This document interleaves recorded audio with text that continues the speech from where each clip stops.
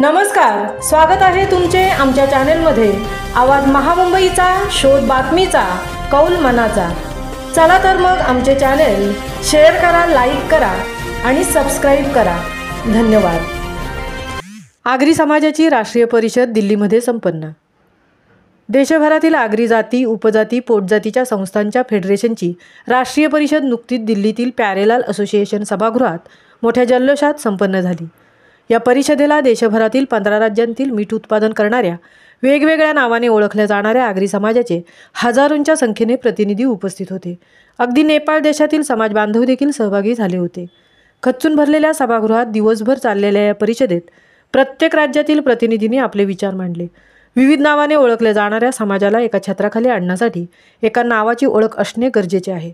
त्यावर मतमतांतरे दिसून आली असली तरी देखील देशभरातल्या सुमारे 10 कोटींच्या घरात असलेला हा समाज एकजूट झाला तर केंद्र सरकारलाही हलवण्याची ताकद ठेवू शकतो, असा इशारा समाजाच्या नेत्यांनी यावेळी दिला। याची चुणूक या परिषदेच्या आयोजनालाच विरोध करणाऱ्या राजपूत समाजाने ऐनवेळी अवसान गाळल्याने दिसून आली।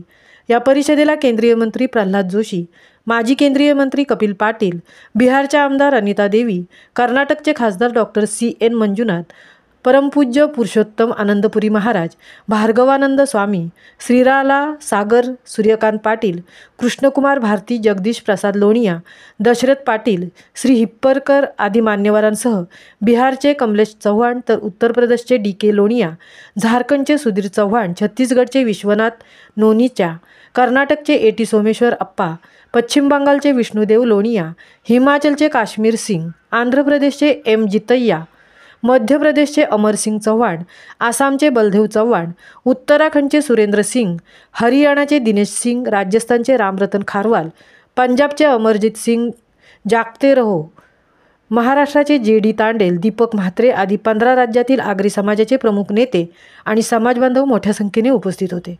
ही परिषद सकाळी 10 ते सायंकाळी 6 वाजेपर्यंत चालली।